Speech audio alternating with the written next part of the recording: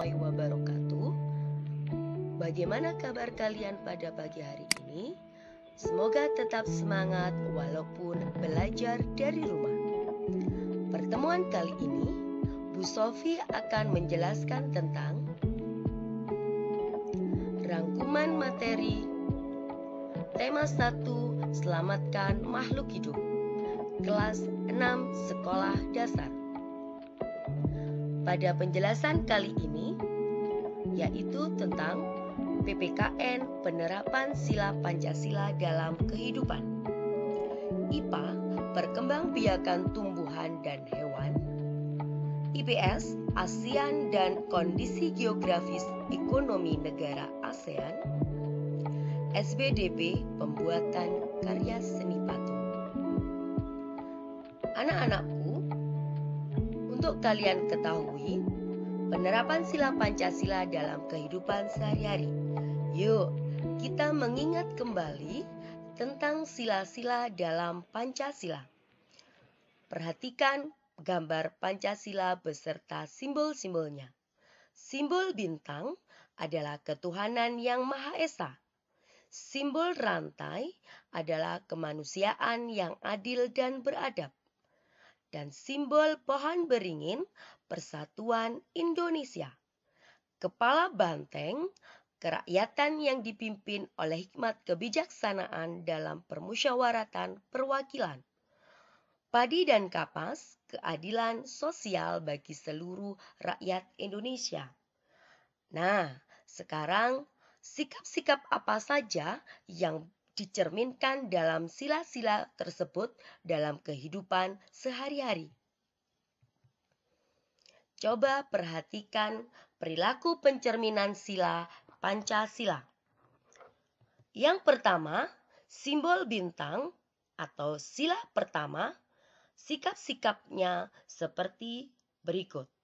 Takwa terhadap Tuhan, toleransi antar umat beragama, kerukunan antar umat beragama, saling menghormati kebebasan menjalankan ibadah.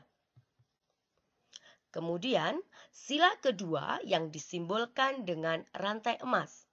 Contoh sikapnya yaitu yang pertama, menjaga perdamaian, persamaan derajat, saling membantu, menghargai hak asasi manusia, saling menyayangi sesama teman, dan membantu sesama.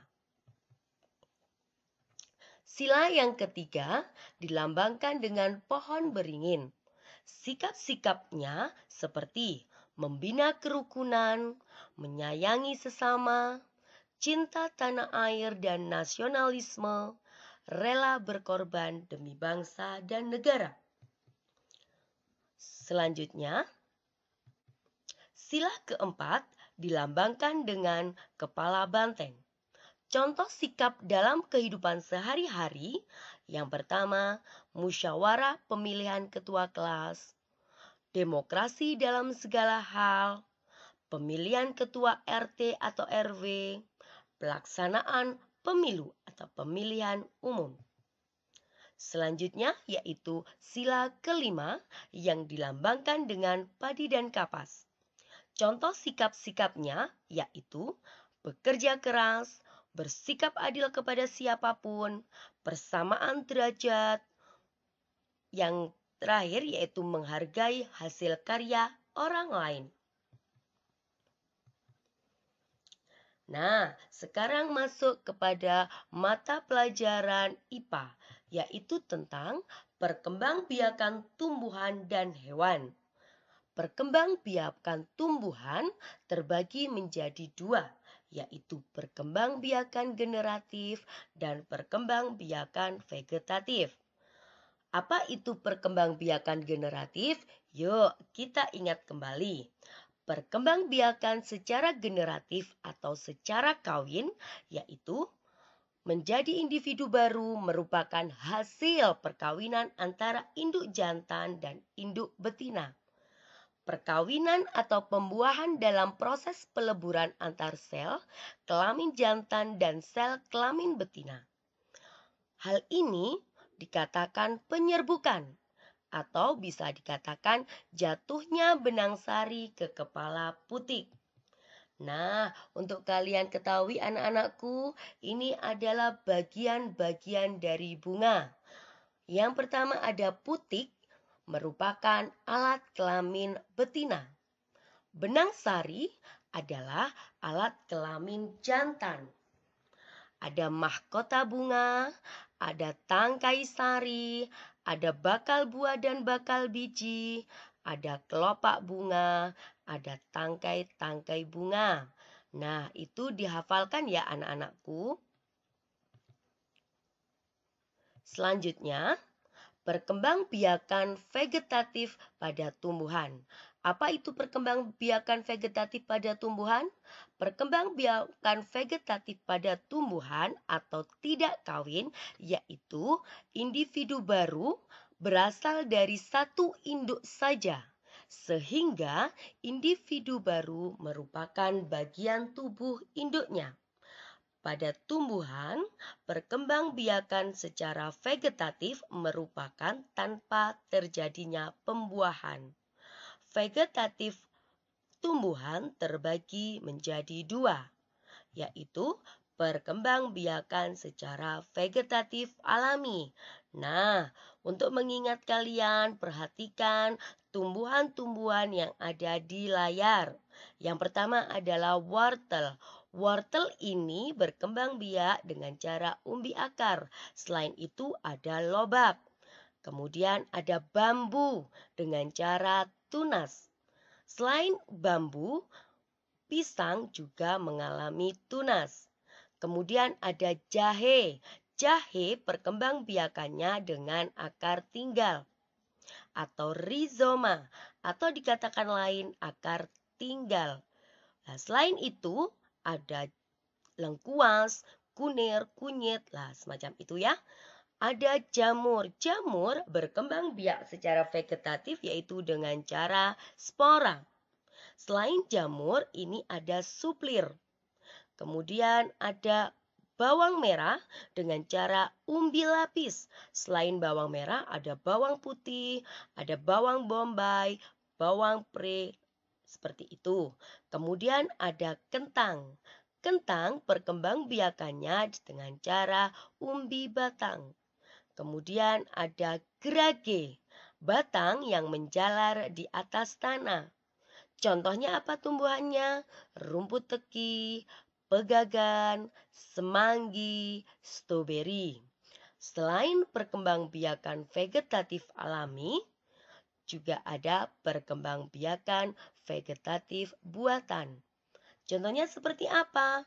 Nah, vegetatif buatan ini ada campur tangan dari manusia. Contohnya seperti kegiatan menyambung, ada menempel, ada merunduk, ada kultur jaringan, ada kegiatan mencangkok, dan ada menstek. Menstek biasanya tumbuhan dilakukan oleh mawar dan singkong. Untuk mencangkok, ini dilakukan pada tumbuhan yang memiliki kambium.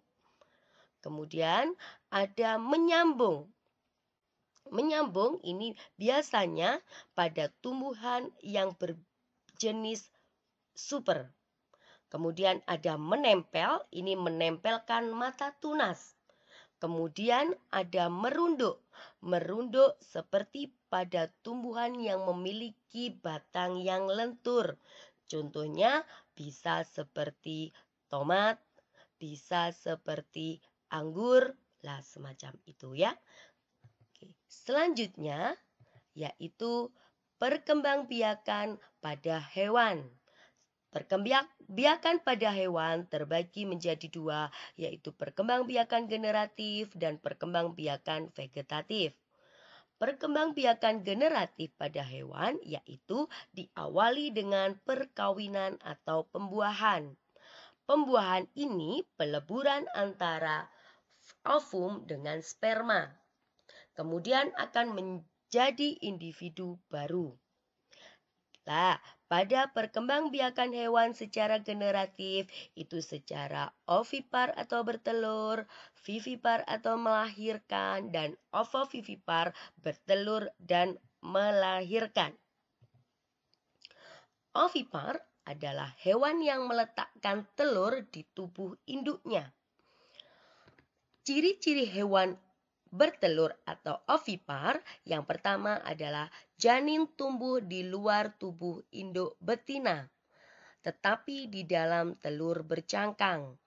Janin memperoleh makanan dari cadangan makanan yang tersimpan. Janin tumbuh relatif cepat.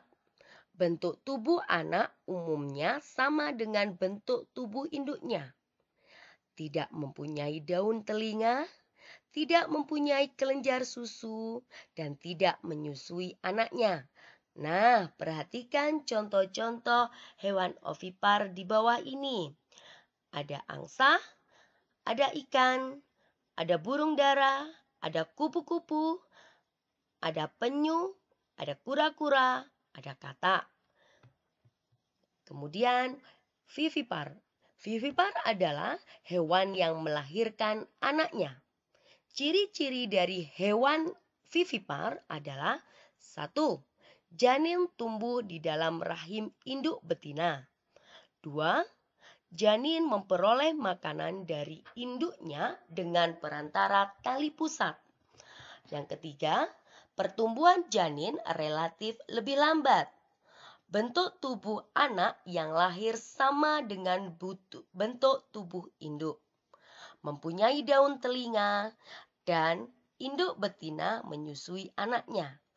Contoh hewan vivipar yakni singa, beruang kutub, kuda, lumba-lumba, sapi, gajah, dan banyak yang lainnya.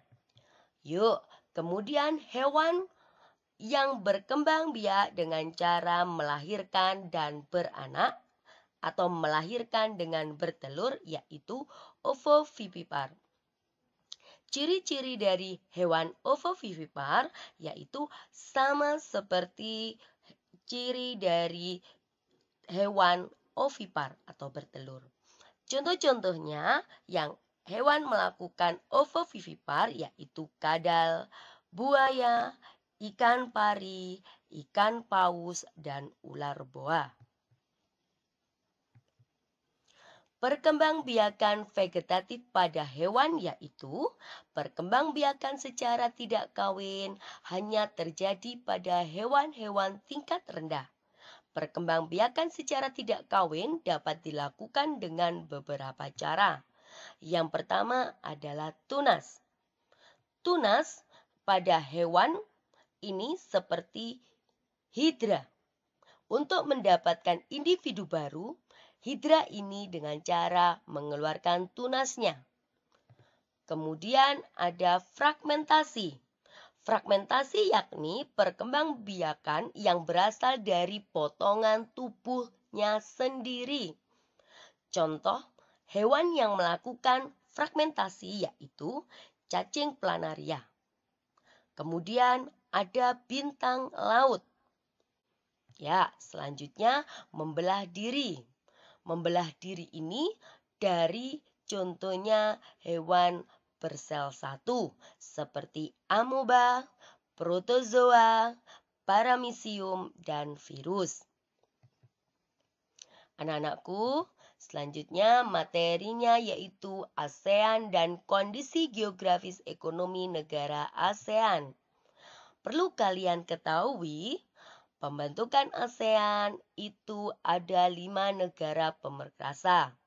Kapankah ASEAN didirikan? Yaitu pada tanggal 8 Agustus 1967 di Bangkok, Thailand. Siapa sajakah pemerkasa tokohnya? Yang pertama ada Adam Malik dari Indonesia, Narcisco Ramos dari Filipina, S. Rajaratnam dari Singapura, Tanat Koman dari Thailand, dan Tun Abdul Razak dari Malaysia. Setelah terbentuk dari 5 negara tersebut, kemudian negara-negara lainnya mengikuti, yaitu ada Brunei Darussalam tanggal 7 Januari 1984, ada negara Vietnam pada tanggal 28 Juli 1997, ada negara Laos tanggal 23 Juli 1997, ada Myanmar tanggal 23 Juli 1997, dan ada Kamboja tanggal 30 April 1999. Inilah ke-10 negara-negara ASEAN. Yuk kenal lebih dalam negara-negara ASEAN. Indonesia, ibu kotanya Jakarta.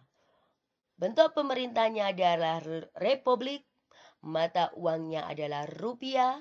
Hari kemerdekaannya tanggal 17 Agustus. Lagu Indonesia Raya. Masyarakatnya mayoritas beragama Islam, namun ada beberapa masyarakatnya menganut Kristen, Hindu, Buddha, Katolik, dan Konghucu. Bahasa yang digunakan di Indonesia adalah bahasa Indonesia. Sebutan negara ini adalah negara agraris.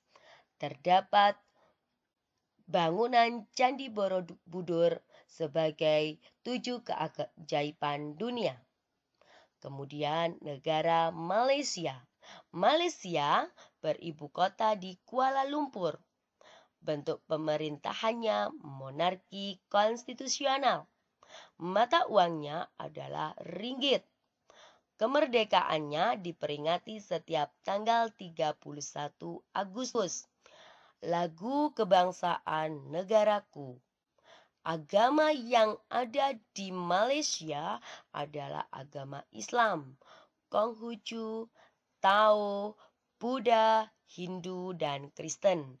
Bahasa yang digunakan pada negara Malaysia adalah bahasa Melayu. Sebutan dari negara ini adalah negara jiran, penghasil timah, dan penghasil karet. Kemudian negara Myanmar. Myanmar ibu kotanya di Yangon. Bentuk pemerintahannya adalah republik, mata uangnya adalah kyat. Kemerdekaannya tanggal 4 Januari. Lagu kebangsaan Kaba Maike, dan agama yang dianut pada Myanmar adalah Buddha, Islam, Hindu, Kristen, dan kepercayaan animisme. Bahasa yang digunakan adalah bahasa Myanmar. Selanjutnya adalah negara Thailand. Negara Thailand beribu kota di Bangkok. Bentuk pemerintahannya kerajaan konstitusional. Mata uangnya adalah Baht Thailand. Kemerdekaannya diperingati setiap tanggal 11 Mei. Lagu kebangsaan adalah Pleng Chart Thai. Agama yang dianut di negara Thailand yaitu Buddha, Islam, Kristen, dan animisme. Bahasa resmi yang digunakan adalah bahasa Thai. Sebutan negeri Gajah Putih, negeri 1000 pagoda, lumbung padi Asia, dan di Thailand terdapat sungai Chao Phraya. Selanjutnya anak-anakku, yaitu negara Vietnam. Vietnam beribu kota di Hanoi. Vietnam bentuk pemerintahannya adalah republik komunitas. Mata uangnya adalah dong. Kemerdekaannya diperingati setiap 2 Juli. Lagu kebangsaan Tin Quan Cha. Di Vietnam, agama yang dianut yaitu Buddha, Konghucu, Kristen, dan Islam. Bahasanya adalah bahasa Vietnam. Selanjutnya adalah Laos. Negara Laos ini beribu kota di Vientiane. Bentuk pemerintahannya adalah republik komunitas. Mata uangnya adalah kip. dan diperingati kemerdekaannya setiap tanggal 2 Desember. Lagu kebangsaan Pheng Kat Lao. Agama yang dianut yaitu agama Buddha dan animisme. Bahasa yang digunakan adalah bahasa Lao. Negara Laos ini negara sebutannya The Locked Country karena negara ini berbatasan darat semua, tidak berbatasan dengan perairan. Selanjutnya yaitu Kamboja. Kamboja beribu kota di Phnom Penh. Kamboja bentuk pemerintahannya adalah Republik Komunis. Mata uang Kamboja adalah Ri. Kamboja merdeka diperingati setiap tanggal 9 November. Lagu kebangsaannya No Koreach. Agama yang dianut Buddha Theravada. Dan bahasa nasionalnya di Kamboja adalah bahasa Khmer. Kamboja, negara ini dilewati oleh Sungai Mekong. Terdapat bangunan yang sangat terkenal yaitu kuil Angkor Thom dan Angkor Wat. Selanjutnya yaitu negara Brunei atau yang disebut Brunei Darussalam. Ibu kotanya terletak di Bandar Seri Begawan. Brunei, bentuk pemerintahannya adalah kesultanan. Mata uangnya adalah dolar Brunei. Hari kemerdekaannya diperingati setiap tanggal 1 Januari. Lagu kebangsaannya adalah Nurul Iman. Agama yang dianut oleh masyarakat Brunei yaitu agama Islam, Buddha, dan Kristen. Bahasa yang dipakai oleh penduduk Brunei yaitu bahasa Melayu. Sebutan negara Brunei yaitu petrodolar, penghasil gas bumi terbesar di Asia Tenggara. Yuk, selanjutnya negara Filipina. Filipina beribu kota di Manila. Filipina, bentuk pemerintahannya yaitu republik. Mata uangnya adalah peso. Hari kemerdekaan negara Filipina yaitu diperingati setiap tanggal 21 Juli. Lagu kebangsaannya Lupang Hinirang. Agama yang dianut di Filipina yaitu Katolik Roma, Protestan, Islam, dan Buddha.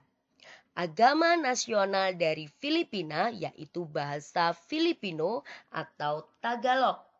Di Filipina terdapat gunung tertinggi yaitu Gunung Apo. Terdapat pulau besar yaitu Pulau Luzon dan Pulau Mindanao. Negara Filipina juga sebutan sebagai negara kepulauan. Selanjutnya kita beralih ke negara Singapura. Singapura beribu kota di Singapura. Bentuk pemerintahannya adalah republik. Mata uang yang digunakan adalah dolar Singapura. Hari kemerdekaan diperingati setiap tanggal 9 Agustus. Lagu kebangsaan Singapura adalah Maju Singapura. Agama yang dianut pada negara Singapura yaitu Buddha, Tao, Konghucu, Hindu, Islam, dan Kristen. Bahasa yang digunakan adalah bahasa Melayu. Di Singapura terkenal dengan Bukit Timah. Ekspor hasil alat-alat elektronik dan negara ini terdapat ikon yaitu berupa patung Merlion. Singapura adalah negara maju yang ada di Asia Tenggara. Selanjutnya anak-anakku, kita akan belajar tentang SBDP yaitu pembuat patung. Sebelumnya, kalian harus tahu dulu apa itu pengertian dari patung. Patung adalah merupakan karya seni 3 dimensi yang bentuknya dibuat menyerupai hewan, manusia, dan benda abstrak lainnya. Patung dapat dibuat dari bahan keras dan bahan lunak. Bahan keras untuk membuat patung yaitu bisa berupa kayu, batu cadas, dan batu marmer. Bahan lunak untuk pembuatan kayu yaitu tanah liat, plastisin, bubur kertas atau play-doh, adonan dari tepung. Pembahasan selanjutnya yaitu teknik yang digunakan untuk membuat patung tergantung dari bahan yang digunakan. Di bawah ini adalah beberapa teknik yang digunakan, yaitu 1. Teknik memahat dan mengukir dilakukan untuk membuat karya patung dari bahan keras, seperti dari kayu, dari batu. Kemudian yang kedua, ada teknik membutsir dengan cara memijit, menambah, dan mengurangi bahan lunak yang dibentuk dengan bantuan alat butsir. Yang ketiga yaitu teknik mencetak. Dilakukan untuk membuat karya patung dari bahan keras yang dilelehkan. Misalnya gips, besi, atau perunggu. Sebelum cetakan dibuat terlebih dahulu, lelehan bahan dimasukkan ke dalam cetakan. Kemudian mewarnai patung. Patung adalah karya 3 dimensi. Patung dapat diberi warna agar lebih menarik dan indah. Teknik pewarnaan patung bermacam-macam, bergantung pada bahan yang digunakan. Para pengrajin patung biasanya menggunakan cat kayu untuk patung yang berbahan resin atau fiber. Patung dari gips menggunakan cat air. Patung yang terbuat dari bubur kertas dan clay dapat diwarna menggunakan cat poster, cat besi, dan cat kayu. Nah, anak-anakku, itulah penjelasan dari Bu Sofi tentang rangkuman materi pada tema 1, selamatkan makhluk hidup. Semoga dapat bermanfaat bagi kalian semua.